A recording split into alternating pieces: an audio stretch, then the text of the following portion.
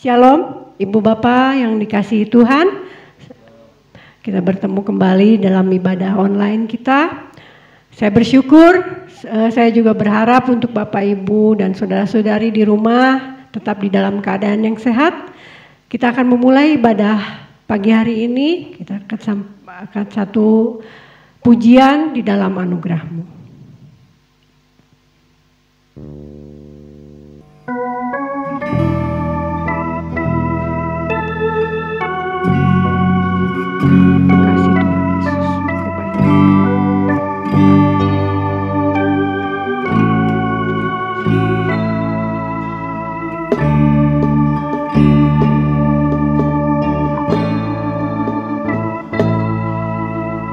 Lebih dalam ku mengenalmu,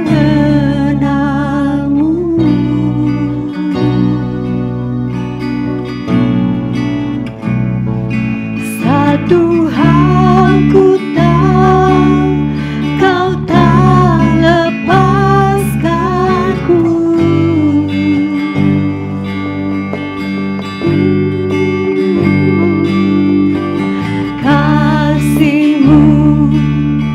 Mengejar langkahku,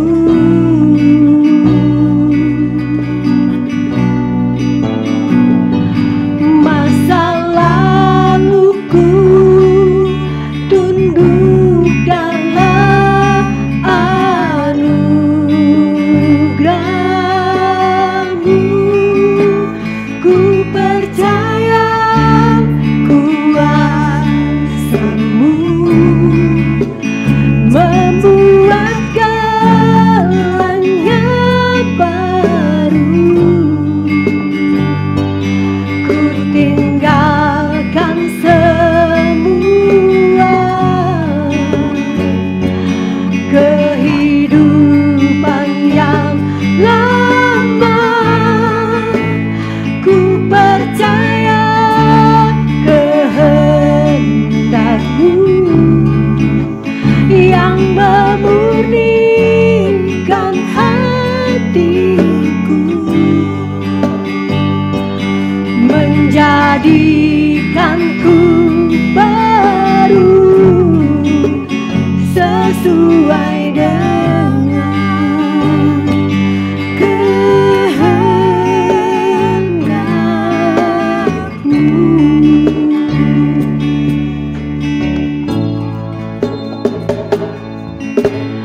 Lebih dari yang ku hadapi,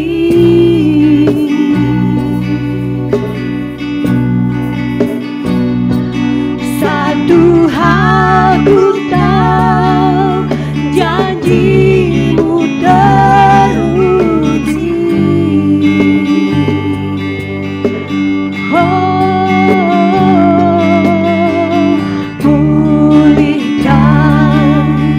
Hancurnya hatiku,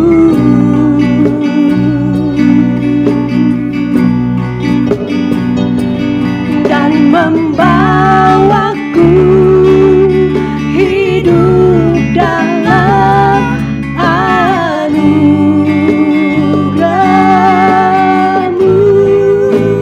Ku percaya kuasa-Mu membuat segalanya baru. Ku tinggalkan semua kehidupan yang lama. Ku percaya kehendak-Mu yang memurnikan hatiku, menjadikanku baru sesuai dengan kehendak-Mu.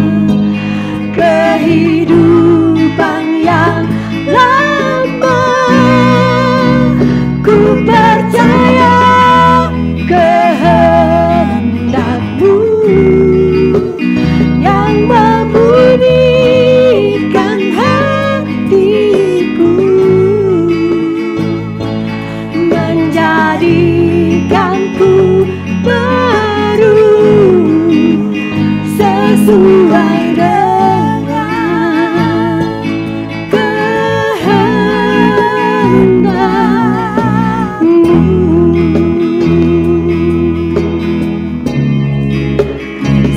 sesuai dengan kehendak-Mu. Mari kita berdoa. Bapa, terima kasih Tuhan. Kami percaya ketika kami semakin dalam untuk mengenal Engkau, kami menemukan kasih-Mu, kami menemukan wajah-Mu. Kami percaya bahwa segala Engkau jadikan baru di dalam kehidupan kami. Dan kami meninggalkan kehidupan kami yang telah lama. Tuhan, terima kasih untuk hari Minggu ini, di mana Tuhan masih memberikan kepada kami kesempatan, kesehatan, kekuatan, untuk kami boleh sama-sama berbakti di dalam nama-Mu. Tuhan, sebentar kami akan masuk dalam ibadah raya kami. Urapi kami Tuhan, sucikan kami, layakkan kami untuk memuji dan memuliakan nama-Mu. Di dalam nama Tuhan kami sudah berdoa dan mengucapkan syukur. Amin. Puji nama Tuhan ya Bapak Ibu Saudara yang dikasihi Tuhan. Kita akan angkat satu pujian, langit dan bumi, pujilah Tuhan.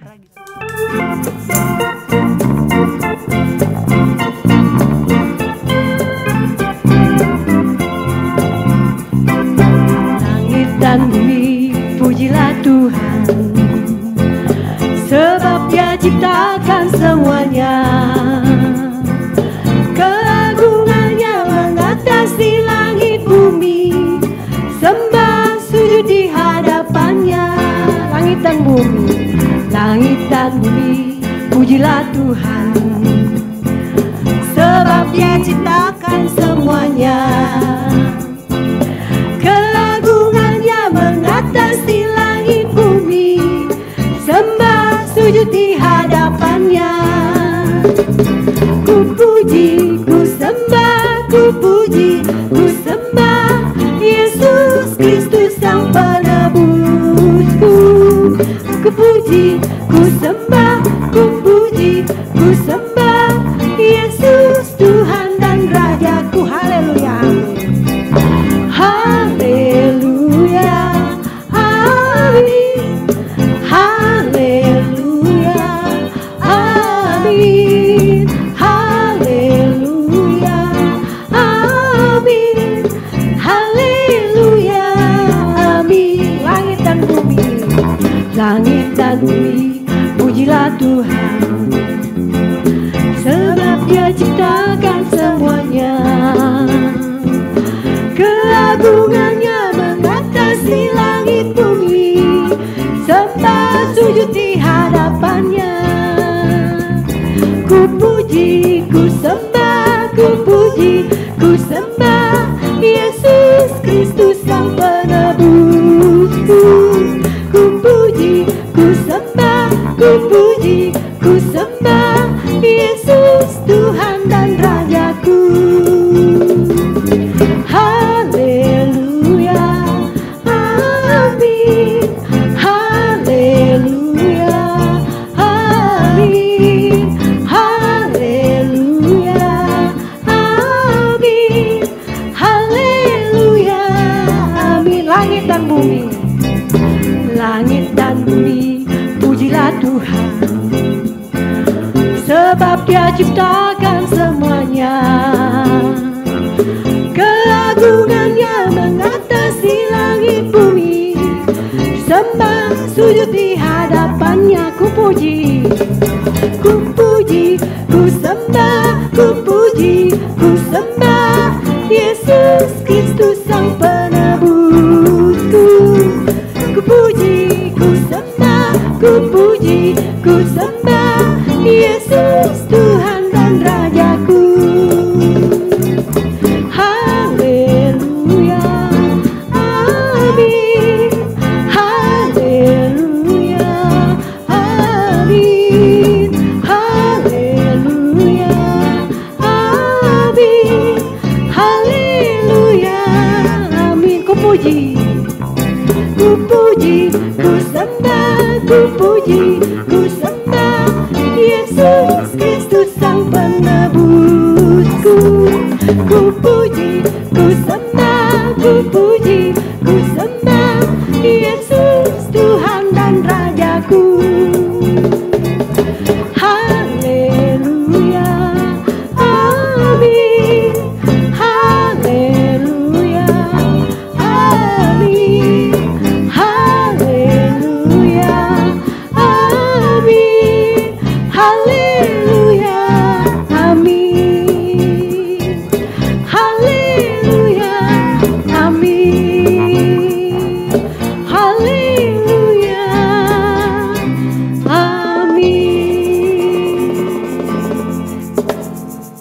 Tiba saatnya kita akan mendengarkan firman Tuhan.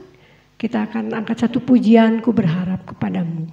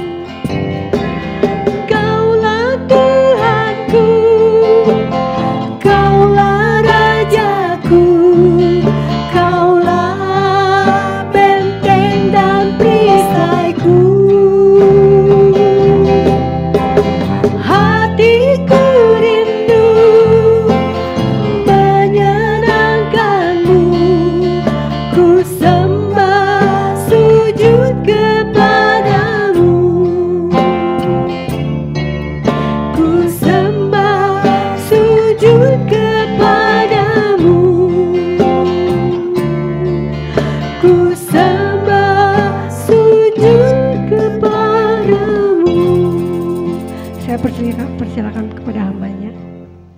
Sebelum kita mendengarkan firman Tuhan, mari kita satu dalam doa. Allah Bapa yang bertahta dalam kerajaan surga, terima kasih Tuhan untuk setiap anugerah yang Engkau limpahkan ke dalam hidup kami ya Tuhan. Tuhan, kalaupun sebentar lagi kami akan merenungkan sebagian dari firman-Mu, kiranya Engkau memberkati setiap kami, Engkau memberkati pikiran dan hati kami ya Tuhan, untuk kami boleh sungguh-sungguh mendengarkan dan merenungkan akan firman-Mu. Kami menyerahkan waktu kami ini ke dalam tangan-Mu, di dalam nama Yesus Kristus. Amin. Bapak Ibu Saudara sekalian, hari ini kita akan merenungkan satu bagian firman Tuhan yang terdapat dalam 2 Korintus pasal yang keempat ayat 1-6. 2 Korintus pasal 4 ayat 1-6.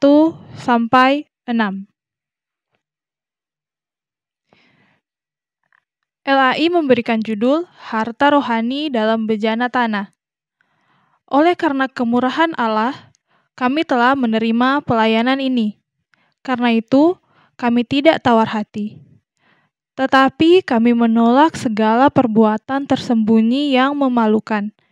Kami tidak berlaku licik dan tidak memalsukan firman Allah.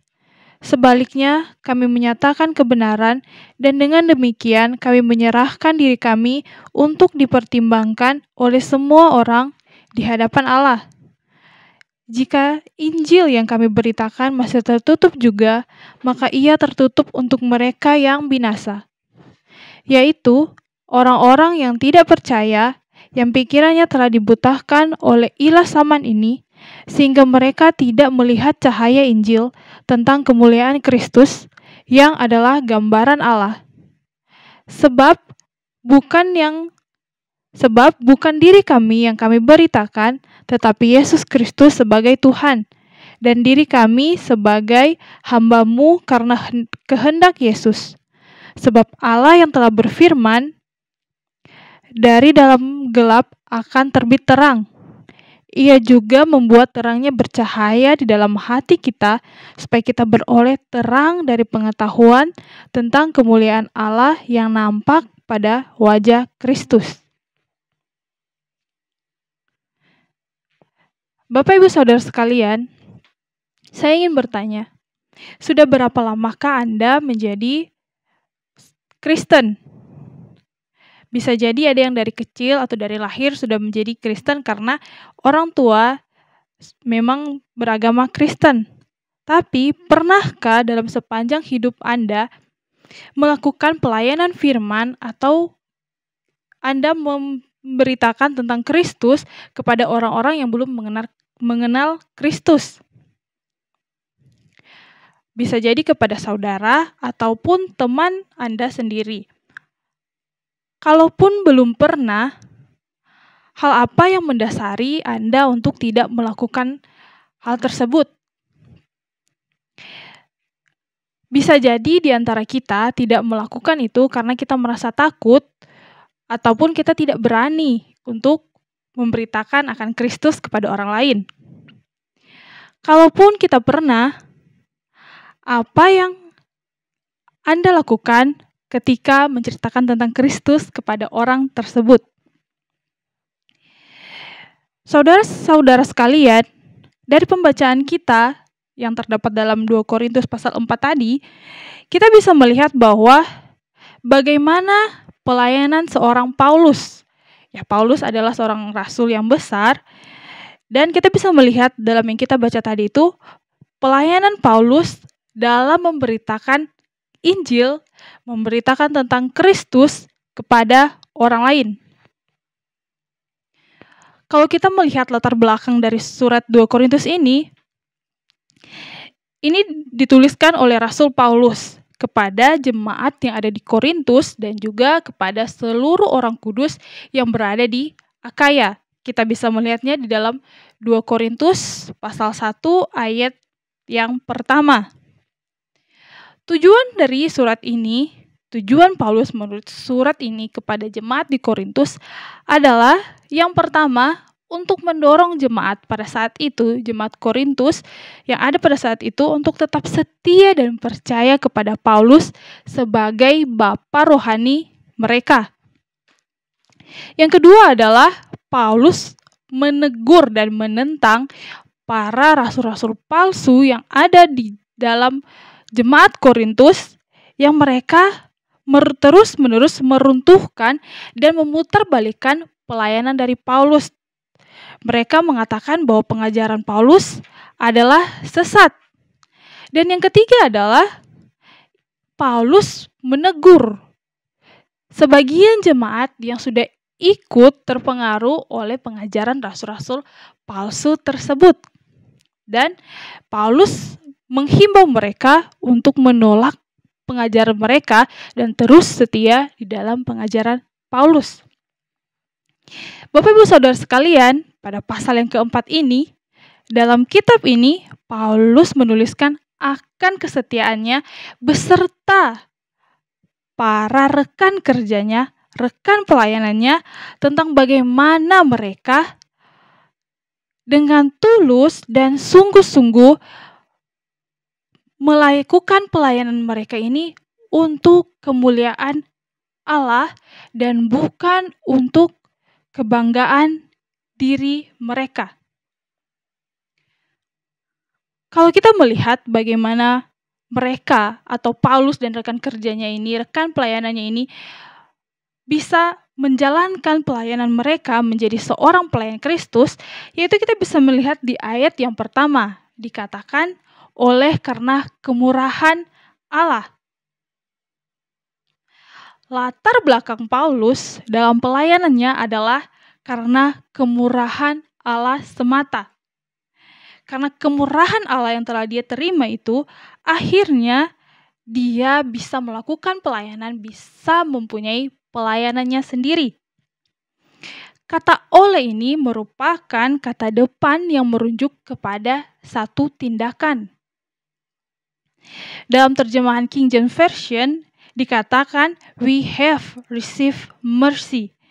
Ini menunjukkan bahwa mereka melakukan dan bisa mempunyai pelayanan mereka karena kemurahan atau belas kasihan dari Allah yang diberikan kepada mereka.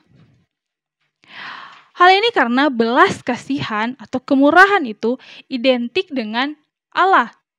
Karena kita sebagai manusia tidak bisa memberikan kasih karunia kepada orang lain, melainkan hanya Allah saja yang bisa memberikan kita, manusia berdosa, sebuah belas kasihan dan kemurahan. Kata asli dari belas kasihan ini merupakan bentuk yang pasif kalau kita menyelidikinya.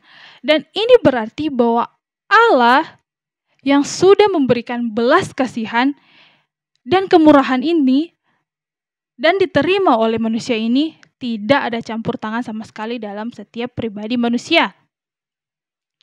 Allah memberikannya secara cuma-cuma kepada orang yang telah ditentukannya. Dan kita sebagai manusia, yaitu orang pilihan Kristus, orang pilihan Allah, adalah orang yang menerima belas kasihan dan kemurahan itu secara cuma-cuma. Jadi kita tidak boleh berbangga diri karena merasa bahwa kita telah melakukan jasa ataupun telah melakukan perbuatan yang baik sehingga Allah memberikan kemurahan dan belas kasihannya kepada kita. Sehingga ketika mereka atau Paulus ini telah menerima pelayanan mereka, maka mereka bisa mempunyai pelayanan mereka sendiri. Menurut salah satu tokoh yaitu John MacArthur, mengatakan bahwa ketika Paulus sudah mempunyai pelayanannya sendiri ini menekankan bahwa Paulus dengan rendah hati mengakui bahwa Allah dengan murah hati memberikan hak istimewa kepada dirinya untuk menjadi seorang pelayan Kristus. Panggilan Paulus ini hanya didasarkan pada belas kasihan Allah. Tuhan menunjukkan belas kasihannya dengan memanggil Paulus yang dulu adalah penganiaya jemaat menjadi seorang pelayan untuk kemuliaan namanya. Jika kita melihat diri kita saat ini, kita harus mempelajari bahwa apakah kita benar-benar sebagai murid Kristus sudah menerima belas kasihan atau kemurahan dari Allah. Ketika kita sudah menerimanya, maka apa yang menjadi panggilan Allah dalam hidup kita harus kita kerjakan dengan sungguh-sungguh, tidak boleh setengah-setengah. Karena ketika Allah telah memanggil, maka kita harus menerima pelayanan yang telah diberikan kepada kita. Jadi, setelah kita rasa kalau kita benar dan yakin, maka ada beberapa sikap yang harus kita miliki sebagai prinsip yang harus kita tanam dalam pelayanan ataupun pekerjaan kita. Yang pertama adalah tidak tawar hati di dalam ayat 1b. Karena itu kami tidak tawar hati. Oleh karena kemurahan dari Allah ini, maka Paulus menerima dan menjalankan pelayanannya ini dengan tidak tawar hati. Arti lain dari tawar hati adalah tidak bersemangat, atau dalam bahasa Inggris, we faint not, yaitu tidak lemah dan juga secara implisit mengatakan bahwa hatinya tidak lemah.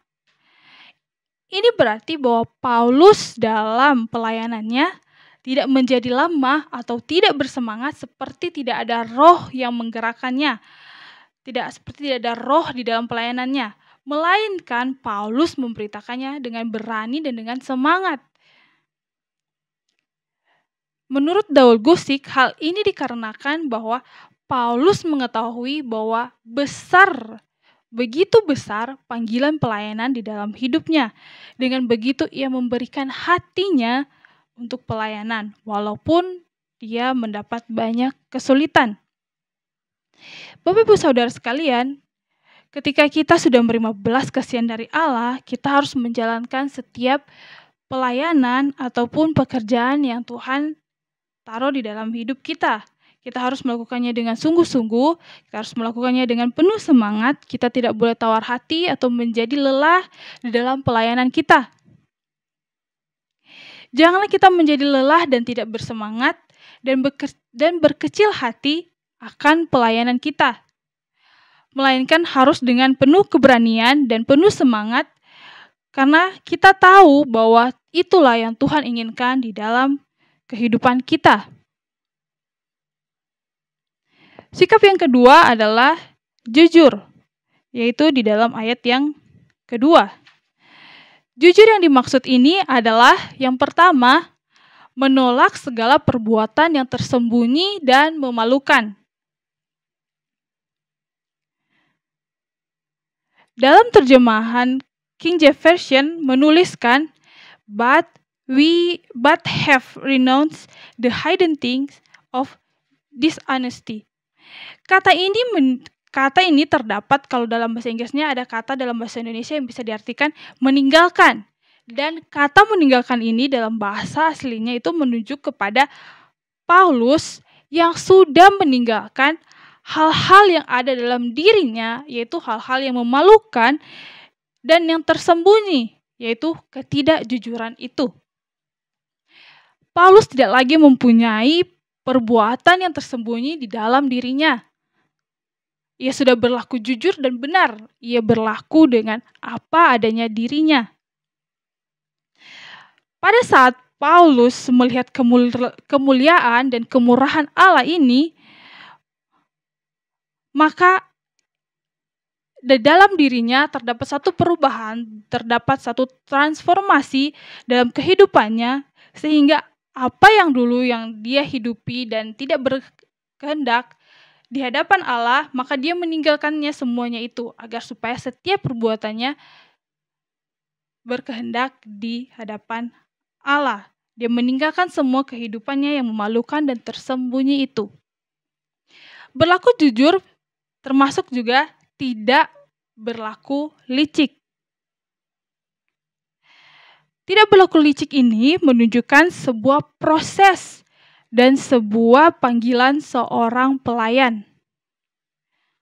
Setelah Paulus meninggalkan dirinya yang dahulu, yaitu yang penuh dengan hal-hal yang memalukan dan perbuatan yang tersembunyi, maka ketika dia meninggalkannya itu, hal-hal yang licik lainnya itu tidak lagi diperbuatnya.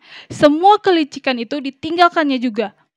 Menurut salah satu tafsiran, yaitu dari Matthew Henry, dia mengatakan bahwa frasa ini mempunyai arti bahwa Paulus tidak berlaku licik atau dengan cerdik dan lihai menyamari perbuatannya.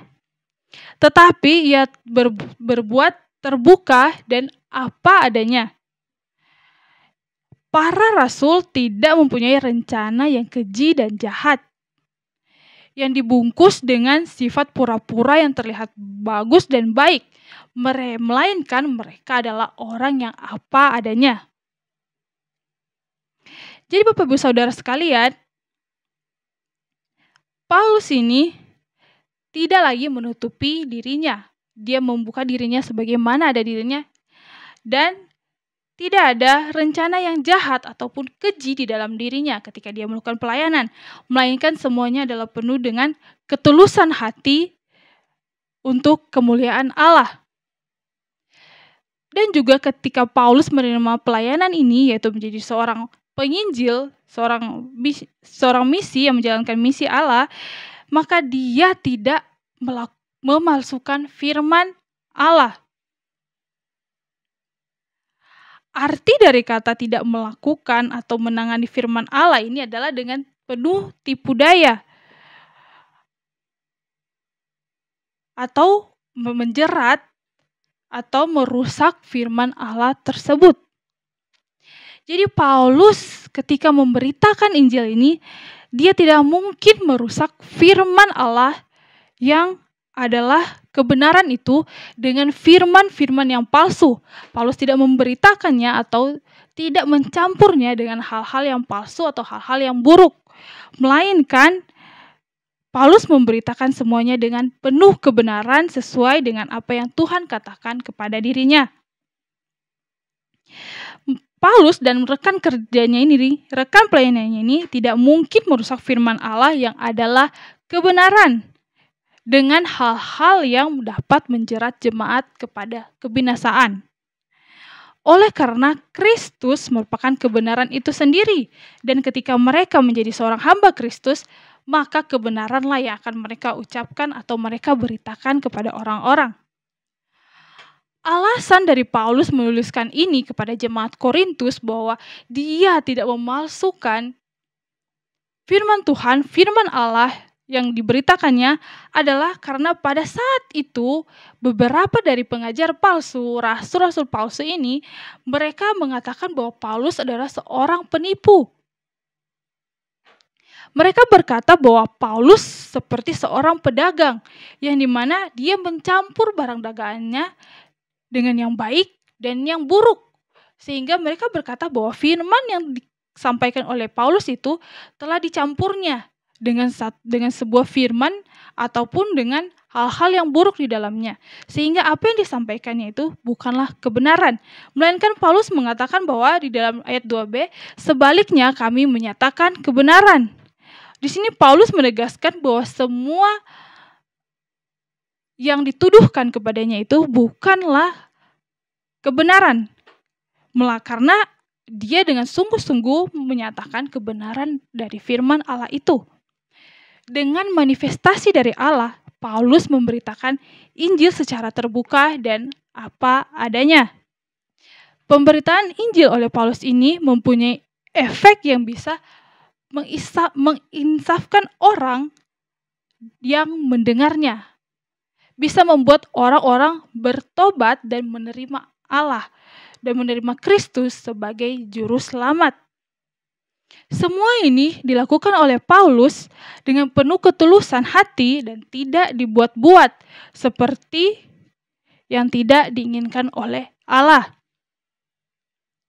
Jika kita menarik pesan ini, apa yang disampaikan Paulus kepada jemaat Korintus kepada diri kita yang sekarang adalah ketika kita menjadi seorang pelayan Tuhan, maka kita harus meninggalkan semua perbuatan yang dulu sering kita lakukan, yaitu perbuatan yang memalukan dan tersembunyi.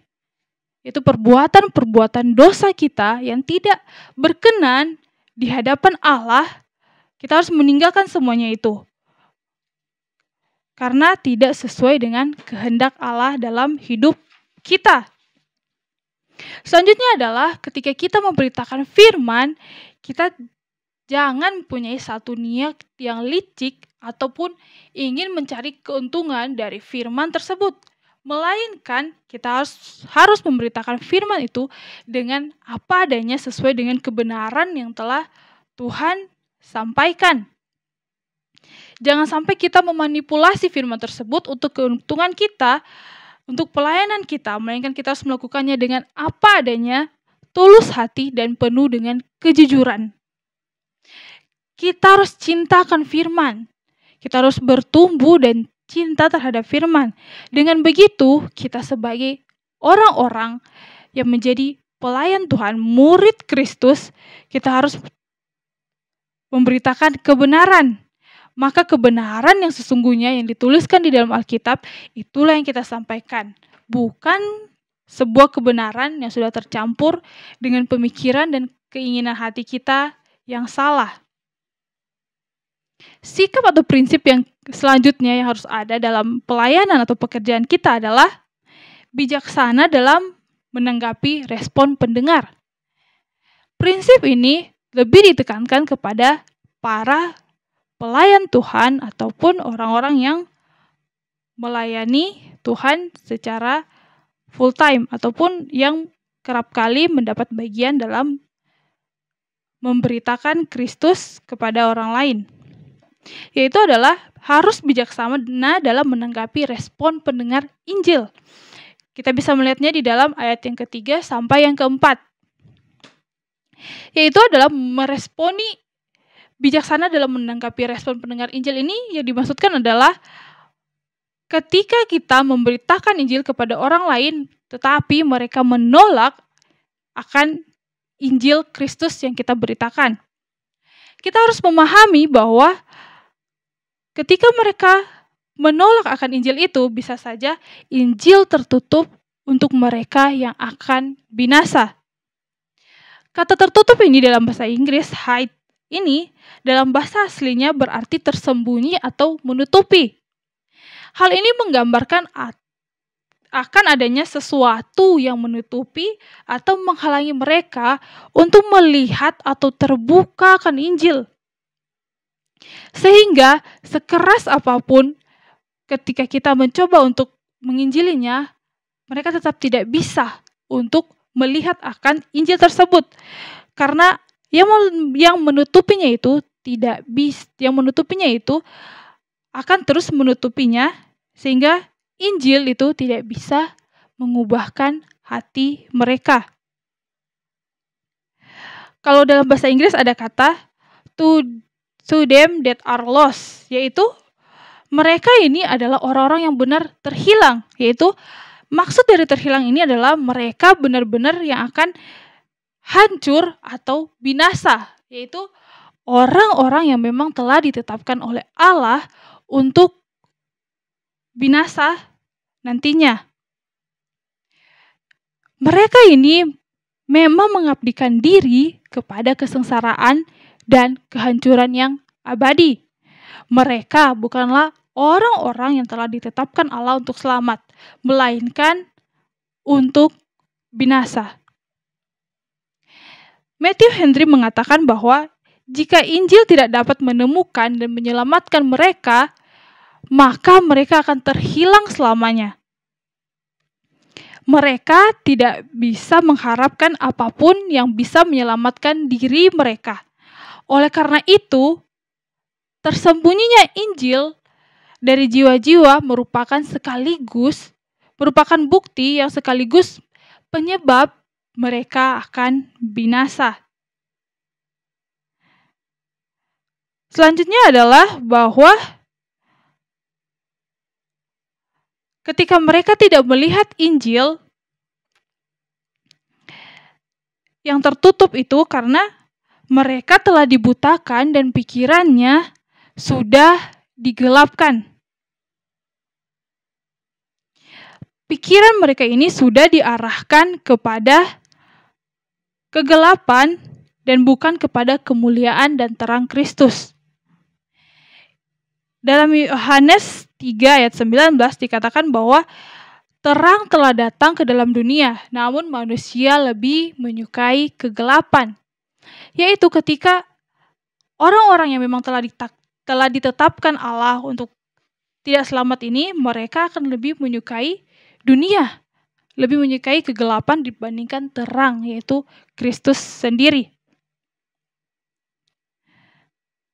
Sehingga dalam ketidaktahuan mereka mempertahankan diri mereka itu agar supaya mereka tidak dapat melihat Injil tersebut tentang kemuliaan Allah, tentang kemuliaan Kristus yang adalah gambaran dari Allah itu sendiri.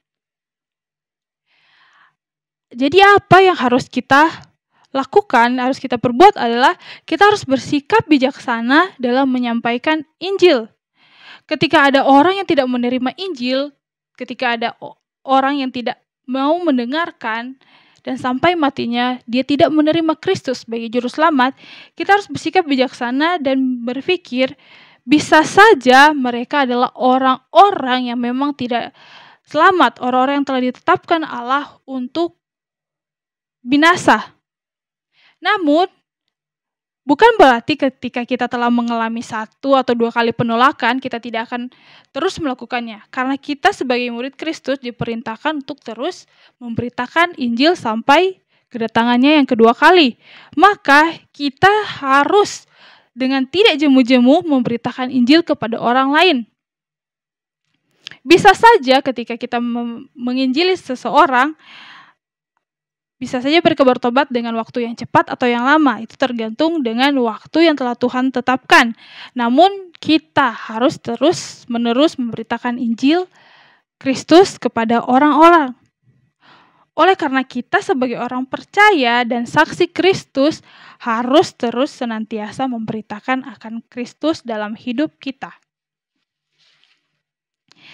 Prinsip yang terakhir adalah rendah hati. Kita bisa melihatnya di dalam ayat yang ke-5 sampai yang ke-6.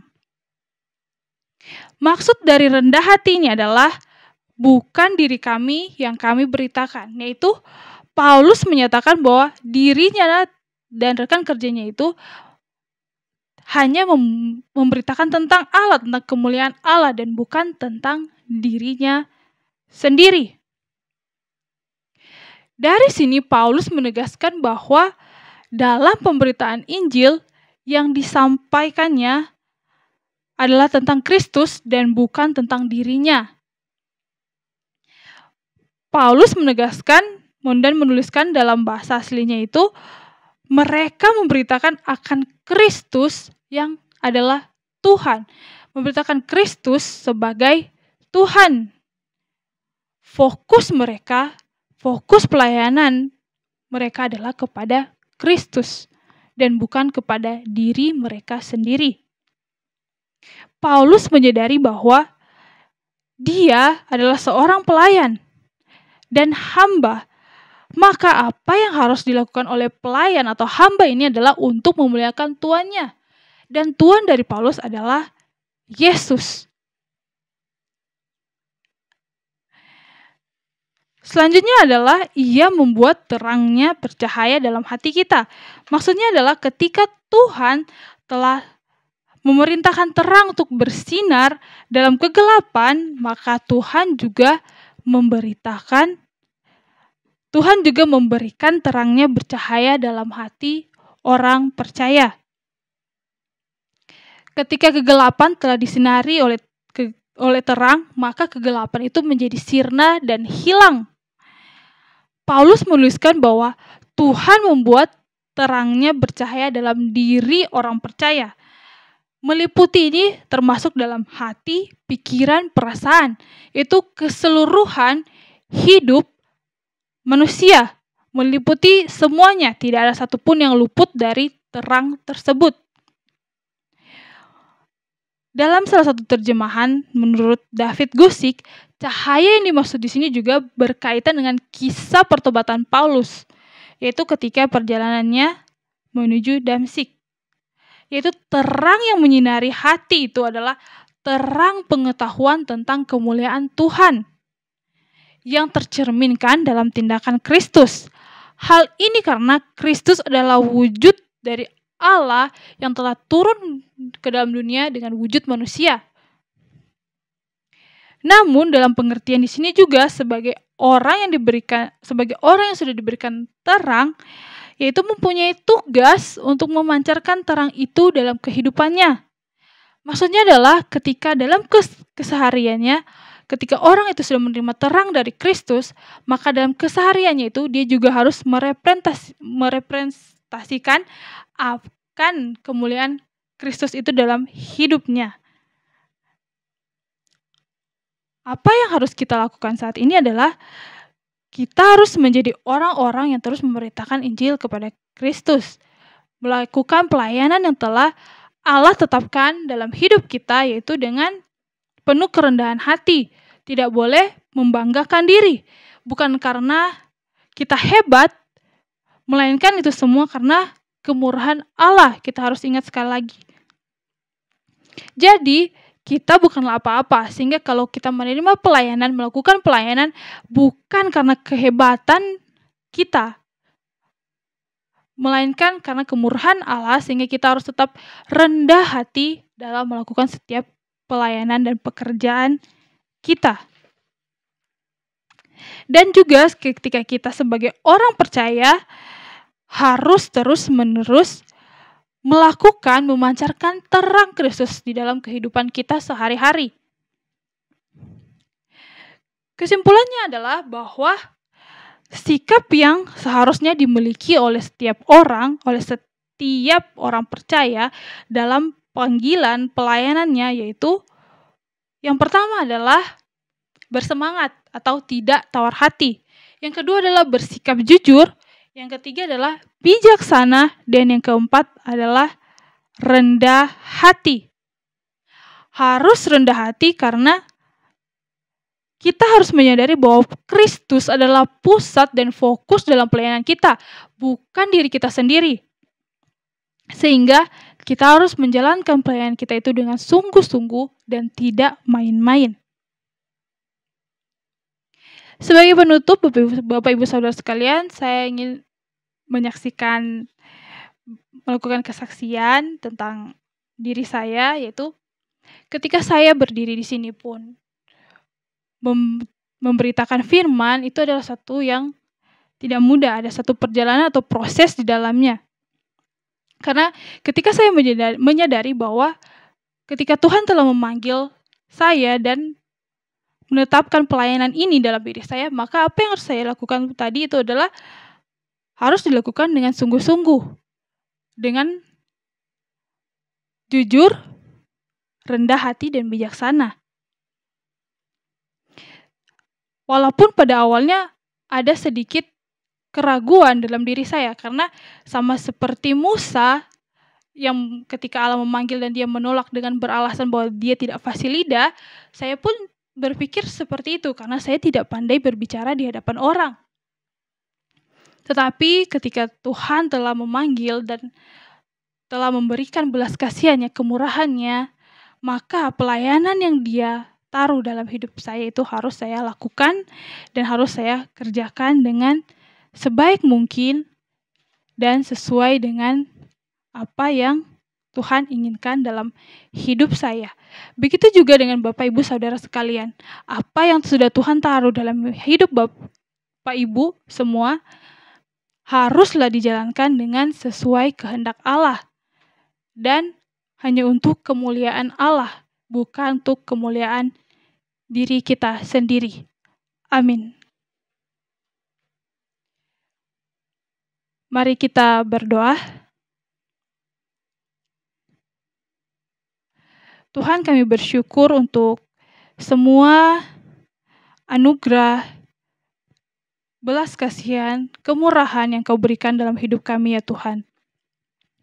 Ketika kami sudah menerima panggilan dalam kehidupan kami, kiranya Tuhan Engkau membantu, kiranya Roh Kudus menuntun kami untuk terus benar-benar setia dalam pelayanan kami ini.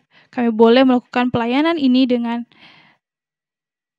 berani, dengan semangat, dengan berlaku jujur, bijaksana, dan penuh dengan kerendahan hati bahwa kami merasa bahwa apa yang telah kami punya, apa yang kami kerjakan pada saat ini adalah benar-benar dari Allah dan oleh karena kemurahan Allah saja, bukan oleh karena kebanggaan ataupun kehebatan diri kami ya Tuhan. Kiranya Tuhan apa yang telah kami dengarkan tadi boleh kami praktekkan, boleh kami hidupi dalam kehidupan kami sehari-hari. Di dalam nama Yesus Kristus kami berdoa dan mengucap syukur. Amin. Bapak Ibu Saudara sekalian, marilah kita pulang dan menerima berkat Tuhan.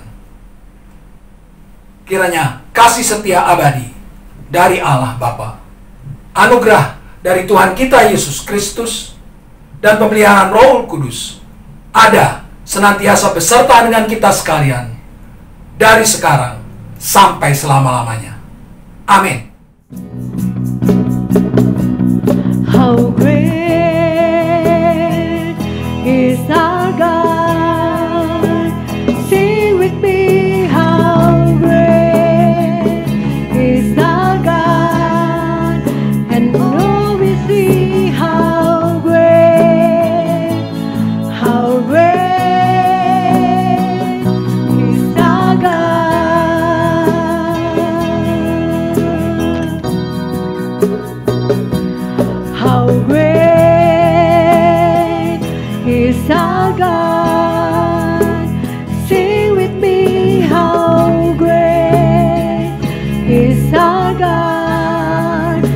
and all will see how great is our God. And all will see how great, and all will see how great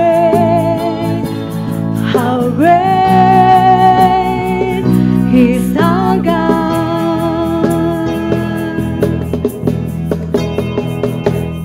Ibadah telah selesai, selamat hari Minggu, Tuhan Yesus memberkati. Kita akan mendengarkan beberapa pengumuman untuk kegiatan sepekan. Setiap hari Jumat ada konser online pada pukul 7 sampai 9 malam. Untuk hari Minggu, jemaat ibadah di rumah masing-masing mengikuti ibadah online yang ditayangkan di YouTube GBY Hosana yang dibagikan. Doa syafaat, saling mendoakan tiap-tiap jemaat dan juga berdoa bagi bangsa dan negara. Bagi saudara-saudari yang ingin memberkati pelayanan di GBY Hosana, untuk persembahan dan perpuluhan dapat disampaikan melalui transfer ke rekening gereja yang akan ditayangkan pada akhir ibadah ini. Kami segenap pengurus GBY Hosana mengucapkan terima kasih kepada saudara-saudari yang telah memberkati pelayanan kami. Tuhan Yesus membalas dengan berlimpah kali ganda. Salam sehat. Kami ingatkan untuk tetap mematuhi protokol kesehatan di masa pandemi dan berolahraga. Semoga kita selalu dalam perlindungan Tuhan. Demikian pengumuman, terima kasih. Selamat hari Minggu, Tuhan Yesus memberkati.